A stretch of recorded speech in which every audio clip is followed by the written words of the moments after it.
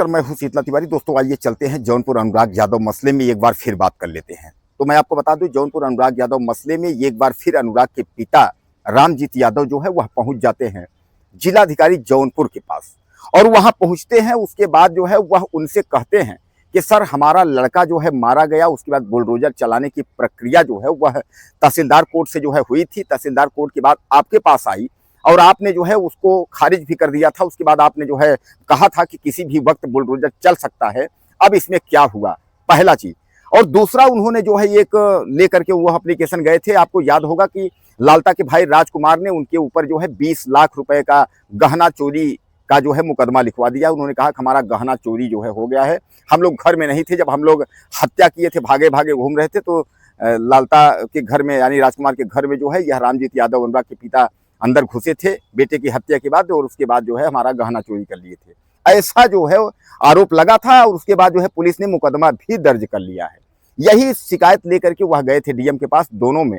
तो दोनों में जो है उनको कोई सहानुभूति डीएम की तरफ से जो है नहीं मिली। एक में जो है बरगलाया गया कि उसमें तो बुलडोजर चलेगा, कब चलेगा, मालिक है भगवान, मालिक है। और दूसरे में यह कहा गया कि आप जो है जाकर के एसपी से जो है मिल लीजिए। उन्होंने कहा ठीक है, एसपी से तो हम मिलेंगे ही। अब आप समझिएगा कि अनुराग यादव के पिता और लालता यादव यानी रामजीत यादव और लालता यादव, इन दोनों का मुकदमा जो है वह 40 साल से चल रहा था। लेकिन उस 40 साल के मुकदमा में जो है कई बार यह लोग मारने दौड़े, कई बार जो है इनके ऊपर हमला किया। लेकिन अनुराग यादव के पिता जब जाते थे तो इनका मुकदमा जो है थाने में नहीं लिखा गया। लेकिन जब इनके बेटे की हत्या हो गई और उसके बाद हत्यारा परिवार जो है जाकर के कह रहा है भैया हमारे घर में जो है चोरी कर लिए, ये 20 लाख का गहना चोरी कर लिए, तो उसके बाद इनका रिपोर्ट दर्ज हो गया। ऐसा अनुराग यादव के पिता कह रहे हैं कि आप बताइए कि मेरे बेटे की हत्या हो गई और मैं जाकर के उसके घर में गहना चोरी करूंगा। अच्छा, दूसरी चीज कि जब उनके बेटे की हत्या हुई उसके बाद से इनके पास जो है शासन ने पुलिस एक जो है पुलिस वाले की एक गार्ड ड्यूटी लगी है। तो क्या अब ऐसे में वह भी रहा होगा चोरी में? यानी दोस्तों तमाम सवाल हैं। तो अनुराग यादव के पिता एक बार फिर तहसील पहुंचे, उन्होंने जिलाधिकारी महोदय से मुलाकात की। लेकिन जिलाधिकारी महोदय से मुलाकात करने पर उन्हें कुछ खास जो मिलना चाहिए आश्वासन, वही आश्वासन जैसे हर बार मिलता है, वही आश्वासन फिर मिला है। लेकिन कोई कार्रवाई जमीन स्तर की अगर हम बात करें तो वह कार्रवाई नहीं हुई। अब आप समझिएगा कि कानून व्यवस्था उत्तर प्रदेश में किस तरीके से चल रहा है। एक झुंड जो है लालता यादव, रमेश यादव, राजकुमार और उसके बाद ये तमाम जो है राजेश यादव दरोगा, ये सब मिल करके जो है एक लड़के पर जो है हमला करते हैं और उसका गला काट के हत्या कर देते हैं।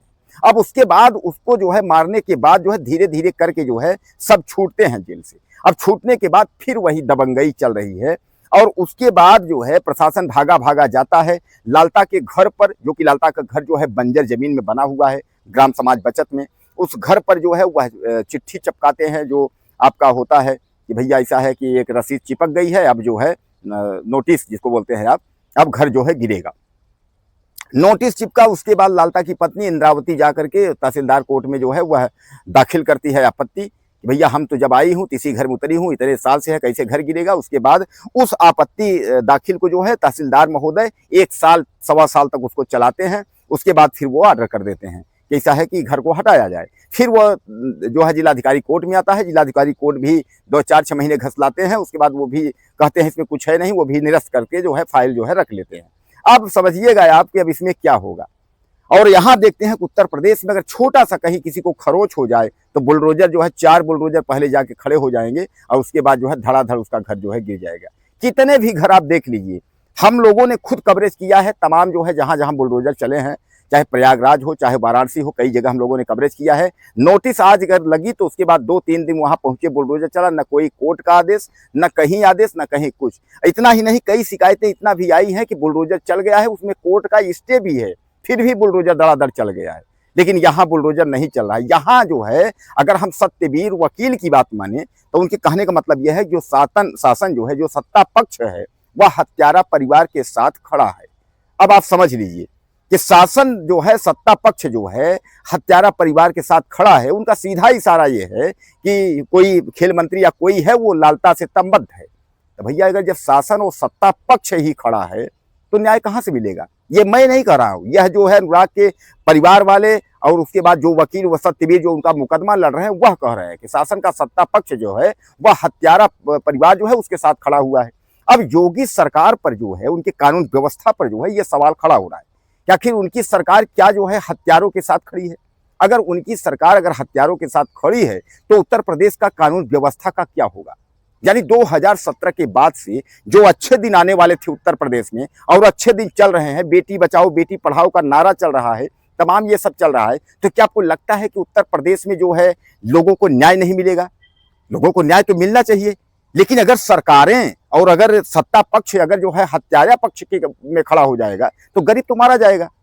अब यहाँ सीधे सीधे आप समझिएगा कि लालताज यादव का परिवार जो है झुंड में जाता है, उसके बाद जो है 40 साल मुकदमे में जब वह विजय नहीं पाता है अनुराग यादव से, तो अनुराग यादव का जो तरह अकेला लड़का 17 साल का होता है उसकी जो है हत्या कर देता है। वो भी अकेले नहीं, झुंड में कई लड़कों को लेकर, भतीजों को लेकर जा करके 4-5 लोग जो उसका गला काट देता है।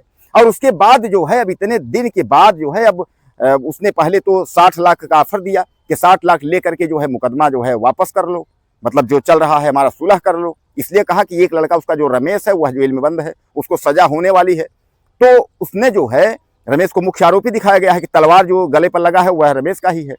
तो जब वो सोचा कि अगर ये समझौता नहीं करेगा तो उसके बाद लालता जो अपने भाई राजकुमार को जो है संबद्ध आगे करके उसके बाद जो है कहा कि ऐसा करो चोरी का मुकदमा लिखवा दो। अब राजकुमार जो है अपने चोरी का मुकदमा जो है लिखवा दिया और राजकुमार का चोरी का मुकदमा जो है लिख भी लिया।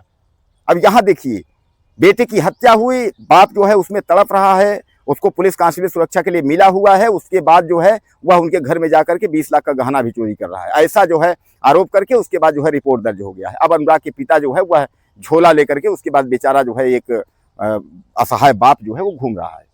तो दोस्तों यह इस कदर है, ये शासन और सत्ता का जो है यह व्यवस्थाएं हैं। तो कहने का तात्पर्य यह है कि अनुराग यादव का मसले में जो है बुलडोजर की जो प्रक्रिया है वह कहीं तक दूर दूर तक बुलडोजर नहीं दिखाई दे रहा है, लेकिन लालताज यादव जो है एक बार फिर रामजीत यादव को फंसा दिया है। अब अनुराग के पिता जो है जेल जा सकते हैं, क्योंकि अनुराग के पिता समेत जो 9 लोग हैं, इन 9 लोगों पर जो है वो आरोप है। अनुराग यादव के पिता और उनके साथ जो उनके जो गवाह हैं, जो भी उनके गवाह हैं, इन गवाहों पर जो है यह मुकदमा लिखा गया है तमाम, क्योंकि आप जानते हैं कि अनुराग यादव के पिता रामजीत के पक्ष में जो है अगर ज्यादा सबसे पैरवी करने वाला है वह वीरेंद्र यादव ग्राम प्रधान है। तो वीरेंद्र यादव समेत जो है 9 लोग इसमें जो है आरोपी हैं। इन सब के ऊपर जो है मुकदमा है कि यह लोग जो है घर में घुस करके चोरी की है। अब सीधे सीधे समझिएगा कि अगर यह साबित होता है या पुलिस अगर चाहती है तो इनको उठा करके जेल में बंद कर देगी। अब उसके बाद फिर यह अपनी जमानत कराएं, उसके बाद यह छूटे, तमाम इस तरीके का जो है यह चल रहा है। तो दोस्तों ये रहा जो है अभी ताज़ा जो खबर है जौनपुर का अनुराग यादव मामले का, यह ताज़ा खबर है। अब इसमें आपका क्या विचार है, ज़्यादा से ज़्यादा मुझे लिखिएगा और चैनल को सब्सक्राइब कर लीजिए। अगली वीडियो में फिर मिलते हैं।